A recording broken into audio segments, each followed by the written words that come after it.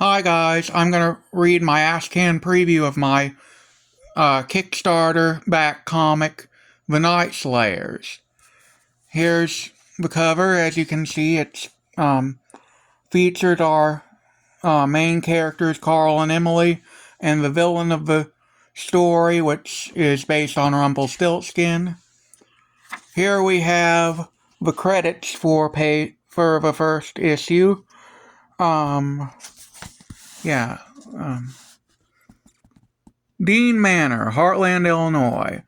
By the way, this will be in color if the Kickstarter reaches its goal.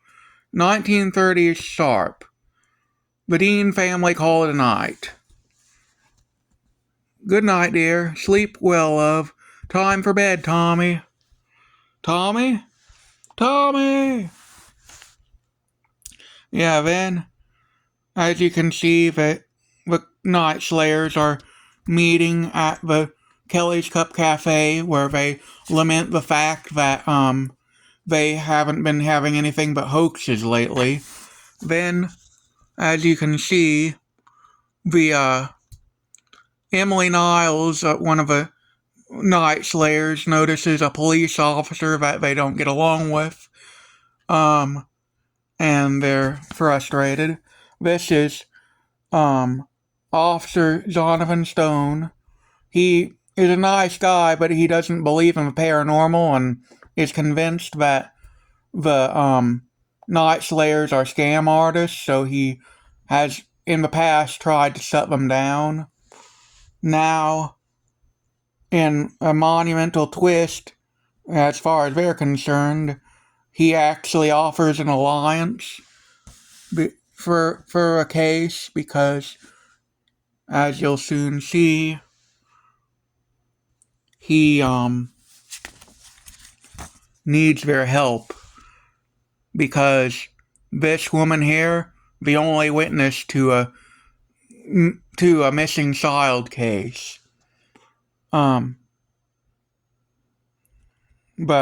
they're asking her what's going on, who took this kid, and she tells the story about how 15 years ago she made this deal with this guy, and if she was willing to sell the soul of her firstborn to him, then her family would be rich forever. Then he'd vanished after she sarcastically agreed. The next day, or the same day, the oil wells that weren't pumping any oil started pumping, and they made a fortune. Years later, they had a kid. She married, had a kid, and now that being has come to take her kid. And she got a guard dog. Guard dog got run over after mysteriously escaping his cage. And then the story's over, so then we go to the next page, and Carl and Emily kind of betray Officer Stone's trust by not telling them the story because he wouldn't believe it anyway. And Jonathan Stone is upset, but what can he do? They run to the library. They can't find anything interesting yet but they finally find books on the paranormal to find out what they're dealing with, what kind of paranormal entity would kidnap a child and offer money or good luck in exchange.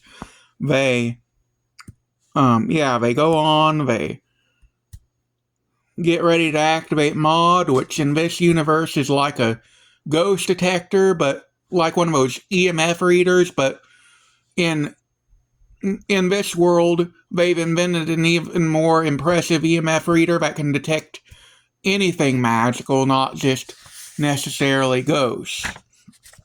While they are trying to detect what kind of magical frequencies are around, they accidentally stumble upon this guy.